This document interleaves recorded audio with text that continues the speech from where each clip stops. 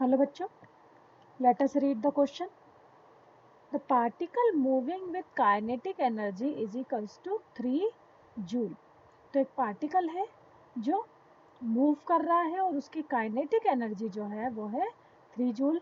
Makes an elastic head on collision with a stationary particle. वो क्या करता है? एक स्टेशनरी पार्टिकल के साथ हेड ऑन कोलाइजन करता है. अब ये जो पार्टिकल जिससे हेड ऑन कर रहा है which has twice its mass, उसका मास जो है वो क्या है? डबल है to the first particle. During the impact, ठीक है, तो क्वेश्चन पूछ रहा है कि during the impact the minimum kinetic energy of the system is 1 joule. ठीक है, तो ड्यूरिंग द इम्पैक्ट हमें ये पता करना है कि क्या kinetic energy of the system 1 joule है. सेकेंड है maximum elastic potential energy of the system is 2 joule. ठीक है, कि उसकी जो मैक्सिमम पोटेंशियल एनर्जी है वो कितनी है? 2 joule. Momentum and total kinetic energy of the system are conserved at every instant. And fourth point है हमारा the ratio of kinetic energy to the potential energy of the system first decreases and then increases. तो यहाँ जो की concept है जिससे question solve होगा,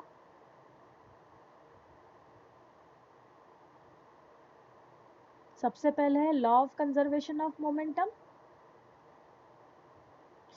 sorry,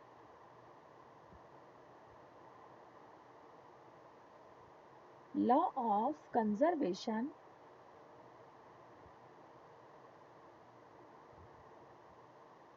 of momentum and law of conservation of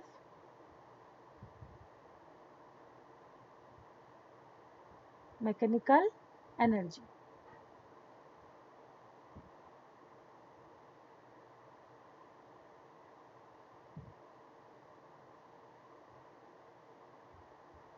correct, ठीक है. इन दो कॉन्सेप्ट को यूज करके हम इस क्वेश्चन को अच्छे से सॉल्व कर सकते हैं. चलिए स्टार्ट करते हैं. A particle moving with kinetic energy. तो एक पार्टिकल अज्यूम कर लेते हैं. एक पार्टिकल ए है जिसका मास m है, जो u वेलोसिटी से, है ना, किसी वेलोसिटी से मूव कर रहा है. तो लेट अस से कि वो u वेलोसिटी से मूव कर रहा है. Head on collide with the stationary particle. So दूसरा कोई पार्टिकल है b जिसका मास जो है ट्वाइस ऑफ m है. ठीक है, और वो, ठीक है, उसके लिए अगर इसको u1 लेते हैं तो हम लिख सकते हैं u2 इज इक्वल्स टू 0. अब a ऑब्जेक्ट b से हेड ऑन कोलाइजन करता है. ठीक है, तो ये हेड ऑन कोलाइजन हुआ, दोनों एक दूसरे को इंटरसेक्ट हुए, a object and b object इस ड्यूरेशन में. ठीक है, यहाँ पर जो है वो बोल रहे हैं कि during impact the minimum kinetic energy of the system जो है वो 1 जूल होगी. तो ड्यूरिंग कोलाइजन हमको ऑब्जर्व करना है. ठीक है, अब ड्यूरिंग के बाद आफ्टर कोलाइजन की कंडीशन हम क्या बता सकते हैं कि जो ए ऑब्जेक्ट है m मासिव का ये रहेगा और वो किसी v1 वेलोसिटी से ट्रेवल करने लगेगा. सिमिलरली b ऑब्जेक्ट जो है वो 2m मास का है और वो किसी v2 वेलोसिटी से मूव करने लगेगा. ठीक है, तो ये सिस्टम जब एक्सटर्नल फोर्स 0 है तो दो सिस्टम जब कोलाइड होते हैं तो ये before after and before during and after क्या है ना, डायग्रामेटिकली हमने एक्सप्लेनेशन दिया है. चलिए, तो अब हम अप्लाई करते हैं कि बिफोर, ठीक है, law of conservation of momentum apply करते हैं कि बिफोर हमारा मोमेंटम कितना था before collision, momentum before collision. ठीक है, तो हम लिख सकते हैं मोमेंटम इनिशियल मोमेंटम हमारा हो जाएगा m into u1 plus twice of m into 0 that is m into u1. ठीक है, अब हम ड्यूरिंग कोलाइजन अगर हम बात करें, क्योंकि हमें जो ऑब्जर्व करना है वो ड्यूरिंग कोलाइजन करना है. ठीक है, ड्यूरिंग कोलाइजन तो क्या होता है जब दो ऑब्जेक्ट कोलाइड होते हैं, तो देखिए जब पहला ऑब्जेक्ट दूसरा ऑब्जेक्ट से हेड ऑन कोलाइजन कर रहा है, ठीक है, तो क्या हो रहा है, इन दोनों के मासेस तो ऐड हो जाएंगे ड्यूरिंग में, लेकिन ए ऑब्जेक्ट बी ऑब्जेक्ट को जब हिट करेगा, ठीक है, तो दोनों की एक कॉमन वेलोसिटी डेवलप होगी. करेक्ट।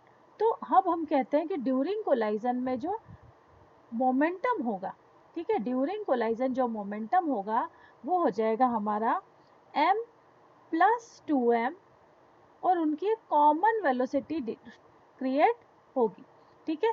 ये बहुत ही कम समय के लिए इंटरेक्ट होते हैं एक दूसरे से, लेकिन उस पार्शियल टाइम ऑफ इंटरेक्शन में भी जो एक वेलोसिटी डेवलप होती है वो दोनों के लिए सेम होती है। तो यहाँ हमारा मोमेंटम हो गया 3mv। अब लॉ ऑफ कंजर्वेशन के हिसाब से ये दोनों इक्वल होना चाहिए। So m into u1 will be equal to 3m into v। Further solving this we will get जो कॉमन वेलोसिटी है वो कितनी है, u बाय 3, इनिशियल वेलोसिटी की 1/3। यहाँ पर एक इम्पॉर्टेंट रिजल्ट डेवलप हुआ है हमारा, ठीक है। अब हम बात करें काइनेटिक एनर्जी की, क्योंकि फर्स्ट सिस्टम हमें काइनेटिक एनर्जी के बारे में जानकारी चाह रहा है। सो अब हम बात करेंगे काइनेटिक एनर्जी, ठीक है। So before kinetic energy initial, अगर हम देखें काइनेटिक एनर्जी इनिशियल जो होगी वो होगी half m u1 square plus half m 2m into 0।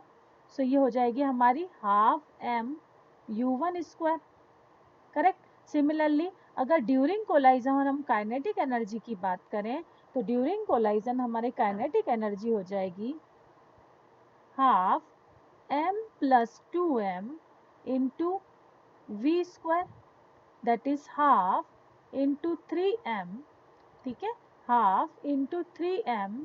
यहाँ पर हम v स्क्वायर की वैल्यू रख देते हैं u स्क्वायर बाय 9, करेक्ट। चलिए अब क्वेश्चन में क्या गिवन है, यहाँ पर हम लिख देते हैं half m plus 2m 3m into you square by 9। ये ड्यूरिंग कोलाइजन है ना, लेकिन इनिशियल कोलाइजन की जो value half m into u1 square is given us 3 joule. तो अगर हम इसको सॉल्व करें तो यहाँ पर हमारा u1 स्क्वायर की वैल्यू आ जाएगी 6 by m। Am I correct? So u1 square की वैल्यू 6 बाय m हम यहाँ अप्लाई कर सकते हैं सेकेंड इक्वेशन में। So half into 3m into 1/9 u square की वैल्यू हम अप्लाई कर देते हैं 6 by m। Solving all this, ठीक है, this will become 2 and 2 will get cancel, हम कह सकते हैं सब कुछ कैंसिल हो गया 1 जूल। सो जो काइनेटिक एनर्जी डेवलप हुई है ड्यूरिंग कोलाइजन, ठीक है, वो कितनी हुई है 1 जूल। तो अगर हम इस सिस्टम को समझें तो initial kinetic energy of a system था 3 जूल और ड्यूरिंग कोलाइजन उसकी काइनेटिक एनर्जी कितनी हो जाती है 1 joule. Means kinetic energy decrease हुई है, ठीक है। तो आखिर ऐसा क्या हुआ, काइनेटिक एनर्जी कहाँ गई, ठीक है। तो law of conservation of total mechanical energy के हिसाब से अगर काइनेटिक एनर्जी डिक्रीज हुई है तो वो ऑब्जेक्ट की पोटेंशियल एनर्जी को इंक्रीज करने में खर्च हुई है, ठीक है। कैसे, तो एक्चुअली ड्यूरिंग कोलाइजन होता क्या है, during collision A object B object को हिट करता है तो और बी ए को, इसके कारण दोनों ही ऑब्जेक्ट थोड़े से क्या हो जाते हैं, डिफॉर्म्ड हो जाते हैं, उनका शेप उनका कॉन्फ़िगरेशन डैमेज हो जाता है। और हमें पता है कि कॉन्फ़िगरेशन क्योंकि चेंज होता है तो उसमें कुछ पोटेंशियल एनर्जी क्रिएट होती है। तो ऑब्जेक्ट की काइनेटिक एनर्जी, ठीक है, उस डीफॉर्मेशन को क्रिएट करने में हुई एनर्जी के इक्वल होती है और ये डीफॉर्मेशन ऑब्जेक्ट की पोटेंशियल एनर्जी को इंक्रीज करता है। क्लियर? अब ये जो पोटेंशियल एनर्जी, अगर हमारी काइनेटिक एनर्जी इंक्रीज हुई है, डिक्रीज हुई है, तो पोटेंशियल एनर्जी डेफिनेटली बढ़ गई है।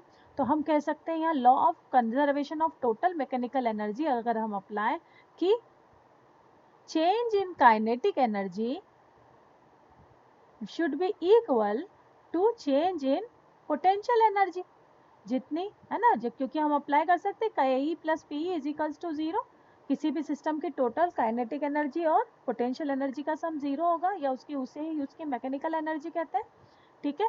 तो change in kinetic energy should be equal to change in its potential energy. Kinetic energy में इनिशियल और ड्यूरिंग में चेंज आ गया 3 - 1, so that will be develop its potential energy. तो यहाँ क्या हो गया 2 joule is equals to del P E. Kinetic energy में कितना हुआ है हमारा, मैक्सिमम काइनेटिक एनर्जी कितनी हो गई है, ये क्या है, मैक्सिमम, करेक्ट, 2 जूल। अब बात करें तो हमने, अगर हम अपने स्टेटमेंट को टेली करें, first statement is saying minimum kinetic energy of the system is 1 joule. तो क्या ये मिनिमम है, ड्यूरिंग कोलाइजन मिनिमम है, तो यस है ना, ड्यूरिंग कोलाइजन किसी भी सिस्टम की काइनेटिक एनर्जी जो होती है वो क्या होती है, मिनिमम होती है, ठीक है, और वो कितनी हो गई है, 1 जूल। तो this option is true. Similarly maximum elastic potential energy of the system is 2 joule, क्योंकि जो काइनेटिक एनर्जी है वो पोटेंशियल एनर्जी को डेवलप करने में है ना खर्च हो जाती है, तो जो यहाँ जो मिनिमम काइनेटिक एनर्जी है ना, उसने मैक्सिमम पोटेंशियल एनर्जी को डेवलप किया है और वो है 2 जूल। तो this statement is also correct. Now third statement is saying कि जो मोमेंटम है और काइनेटिक एनर्जी है ऑफ द सिस्टम है are conserved at every instant. Every instant का मतलब यहाँ पे क्या है, बिफोर, ड्यूरिंग एंड आफ्टर। तो हमें पता है किसी भी लीनियर मोमेंटम है ना, जब दो सिस्टम कोलाइड होते हैं, ठीक है, तो उनका जो लीनियर मोमेंटम है वो before, during and after collision हमेशा ही क्या होता है, कंजर्व्ड रहता है। ओके, सो यहाँ पर ये स्टेटमेंट पार्ट तो सही है, लेकिन काइनेटिक एनर्जी की अगर हम बात करें तो इस एग्जांपल में ही हमने देखा कि इनिशियल काइनेटिक एनर्जी और something else and during kinetic energy वो समथिंग एल्स। तो काइनेटिक एनर्जी जो है वो सिस्टम की कंजर्व्ड रहती है, लेकिन कब, बिफोर एंड आफ्टर। क्योंकि क्या होगा कि जब ये डिफॉर्म्ड हो गए तो इनकी काइनेटिक एनर्जी कन्वर्ट होके पोटेंशियल एनर्जी में हो गई, लेकिन ये बहुत समय के लिए नहीं, थोड़े समय बाद ये ऑब्जेक्ट वापस अपने आप को रीगेन करेंगे, रीशेप होंगे, मीन्स ट्रांसफॉर्म होके अपने ओरिजिनल शेप में आ जाएंगे, तो ये अपनी काइनेटिक एनर्जी को भी रीगेन कर लेंगे। तो before and after kinetic energy जो होती है कंजर्व रहती है, लेकिन during the collision kinetic energy conserve नहीं होती है। तो इसलिए एवरी इंस्टेंट जो वर्ड यूज हुआ है, इसके कारण ये जो स्टेटमेंट है ये हमारा हो गया फॉल्स। नेक्स्ट है हमारा, the ratio of kinetic energy to the potential energy of the system first decreases then increases. तो ये बोल रहे हैं अब हमें क्या करना है, रेशियो फाइंड करना है काइनेटिक एनर्जी का पोटेंशियल एनर्जी के साथ। तो फोर्थ स्टेटमेंट के लिए हम वो कहते हैं kinetic energy by potential energy का रेशियो चाहिए, लेकिन कब, बिफोर, ड्यूरिंग एंड आफ्टर, ठीक है। So initial kinetic energy by initial kinetic energy, यहाँ हम लगा सकते हैं during the collision kinetic energy divide by potential energy during the collision, और यहाँ लगा सकते हैं kinetic energy final bye potential energy final. तो अब हमें पता है कि फर्स्ट इनिशियल में है ना, इनिशियल सिस्टम में हमारी जो काइनेटिक एनर्जी वो कितनी दी हुई थी, काइनेटिक एनर्जी हमें गिव हुई थी 3 जूल, है ना, और सेकेंड सिस्टम की काइनेटिक एनर्जी कितनी थी, 0। तो initial kinetic energy of the system तो गिवन है, पोटेंशियल एनर्जी कितनी थी, ठीक है। तो यहाँ पर क्योंकि काइनेटिक एनर्जी मैक्सिमम थी तो पोटेंशियल एनर्जी है ना, इसकी तो 0 थी फर्स्ट ऑब्जेक्ट की, लेकिन सेकंड ऑब्जेक्ट तो रेस्ट में था, तो समथिंग तो potential energy should be there, ठीक है। तो लेट अस सपोज कि इनिशियल सिस्टम की काइनेटिक एनर्जी जो थी वो कितनी थी, सपोज P। तो काइनेटिक एनर्जी इनिशियल वाज 3, है ना, हम 3 + 0 भी लिख सकते हैं, और पोटेंशियल एनर्जी जो हो जाएगी 0 + 2, correct. And during the kinetic energy क्या लिख सकते हैं हम, ड्यूरिंग काइनेटिक एनर्जी हमारी हो गई थी 1 जूल, और पोटेंशियल एनर्जी हमें पता चला था कि पोटेंशियल एनर्जी, सॉरी, यहाँ 0 प्लस क्या हो जाएगी P, क्योंकि शुरुआत में हमें potential energy first before collision हमारी पोटेंशियल एनर्जी हमें नोन नहीं है, तो हम मान लेते हैं कि potential energy of the system है ना, इस सिस्टम की पोटेंशियल एनर्जी क्या थी, सपोज P। तो यहाँ पे लिख लेते हैं हम, है ना, यहाँ पर क्या हो गई, kinetic energy during the collision 1 थी, और पोटेंशियल एनर्जी है ना ड्यूरिंग द कोलाइजन अब 2 बढ़ गई थी, तो कितनी हो गई, इनिशियली 2 थी, अब 2 जूल हो गई, तो नेट हो गई P + 2।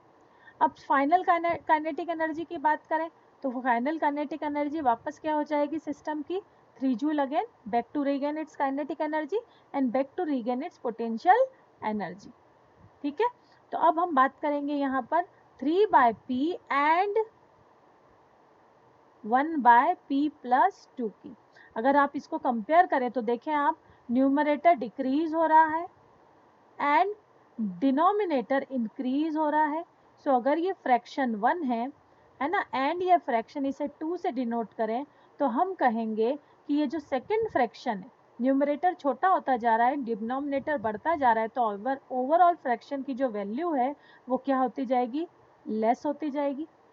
करेक्ट। सिमिलरली अगर हम 1/p प्लस 2 एंड 3/p को कंपेयर करें, ठीक है, तो हम ये कह सकते हैं कि जो फ्रैक्शन 2 है ना, यहाँ पे देख रहे हैं कि डिनोमिनेटर बढ़ गया है, सॉरी न्यूमरेटर बढ़ गया है और डिनोमिनेटर क्या हो गया है, डिक्रीज हो गया है। तो हम कह सकते हैं कि F2 जो है, और अगर इसको F3 लें तो F2 जो है लेस है देन F3 के। तो आप क्या देख रहे हैं कि F1 से F2 में जो रेशियो है ना, फर्स्ट फ्रैक्शन से सेकंड फ्रैक्शन में ratio of kinetic energy to the potential energy पहले ज़्यादा है, फिर क्या हो गई, कम हो गई। यहाँ पर ज़्यादा थी, यहाँ पे क्या हो गई, डिक्रीज हो गई, और फिर से क्या हो गई, इंक्रीज हो गई। करेक्ट। तो ये स्टेटमेंट जो बोल रहा है कि ratio of kinetic energy to the potential energy of the system पहले डिक्रीज होती है एंड देन इंक्रीज होती है, this statement is also true. So I hope this is clear to you, है ना। Thank you.